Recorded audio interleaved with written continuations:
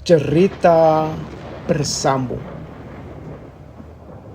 Pendekar dari Puncak Merapi, Part 10. Karangan Ki Kusumo. Bunyi kentongan yang bersaut-sautan sebagai tanda bahaya membuat para petugas yang berjaga-jaga di pos ronda berlarian ke arah rumah Bopo Jati, dan ketika sampai ke rumah Bopo Jati, mereka langsung mengepung dari semua sudut. Nampak di halaman terjadi perkelahian yang seru. Satu orang digempur, dua orang yang silih berganti menyerangkan pukulan-pukulan ke arah titik-titik yang mematikan. Sedangkan seorang yang bertubuh gempal dengan tongkat berujung kepala harimau bergerak dengan lincah menghindari pukulan dua orang pemuda kembar, Jati Pranolo dan Jati Pranomo. Mereka saling menyerang silih berganti, dan orang bertubuh gempal itu pun tidak kalah sengitnya menggunakan tongkat berkepala harimau itu menyerang ke arah kepala kedua orang kembar seperti terkaman harimau, sehingga mereka pun agak terdesak dengan gaya bersilat orang yang tidak dikenal yang telah mengambil kulit harimau tersebut. Dalam satu kesempatan, orang tidak dikenal tersebut mengibaskan kulit harimau yang dibawanya sambil memutar tongkat, sehingga cukup menyulitkan bagi Jati Pranolo dan Jati Pranomo. Dengan satu hentakan kaki, orang itu pun melayang ke bumbungan rumah dan meloncat ke arah rerimbunan pohon di samping belakang rumah. Terdengar suara auman harimau yang membuat para penjaga yang mengepung bergidik menutup telinga. Aji Gempur Langit telah disalurkan melalui auman tersebut.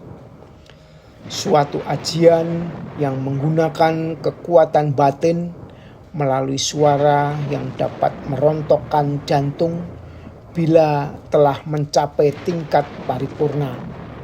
Untunglah ajian tersebut belum sempurna.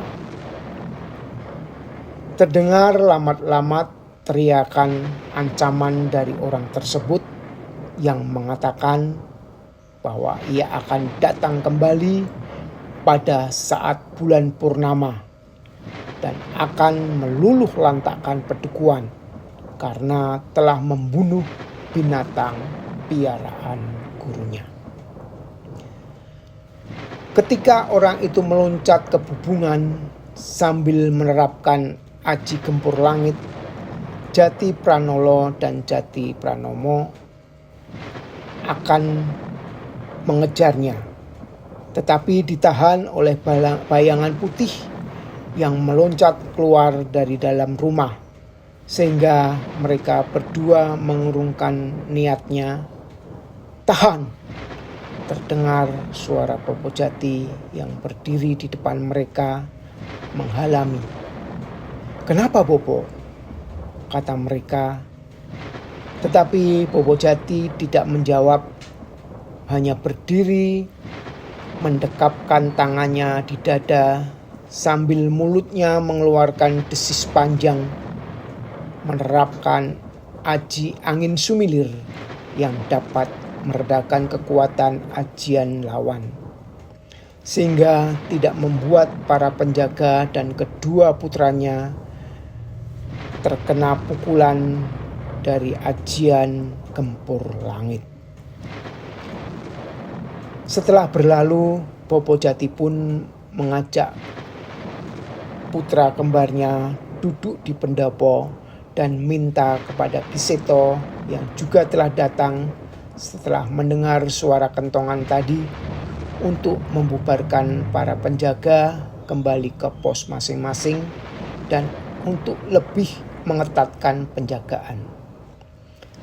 Selanjutnya, Ki Seto yang juga murid tertua dari Popo Jati itu pun menyusul ke pendopo setelah mengatur dan memberi pesan pada para penjaga, terutama para pimpinan kelompok.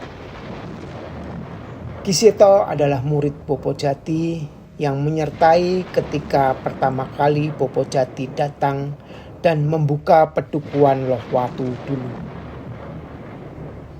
Waktu itu sekelompok kecil yang terdiri dari Popo Jati sekeluarga dengan 3 anak yang masih kecil diiringi oleh Ki Seto muda bersama beberapa orang membuka hutan di lereng Merapi untuk membuat tempat bermukim.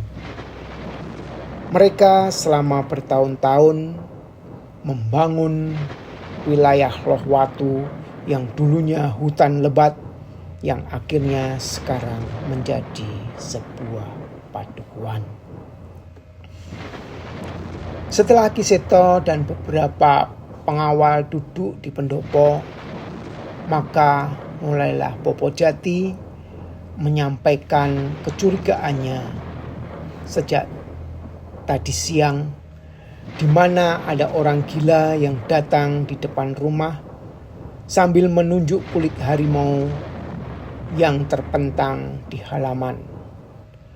Waktu itu Popo Jati duduk di pendopo sambil mengamati orang gila yang disoraki oleh anak-anak kecil. Popo Jati sebenarnya curiga dengan orang itu karena selama bertahun-tahun belum ada orang gila yang datang di pedukuhan ini, yang tidak pernah terdengar cerita adanya orang gila di pedukuhan lain di sekitar. Apalagi kalau melihat gerak-gerik dan tatapan tajam orang gila itu, seakan ada kemarahan yang tertahan. Sementara Popo Jati mengutarakan kecurigaannya, Ningrum keluar dengan membawa wedang jahe gula aren yang bau segarnya menyengat hidung. Bersambung.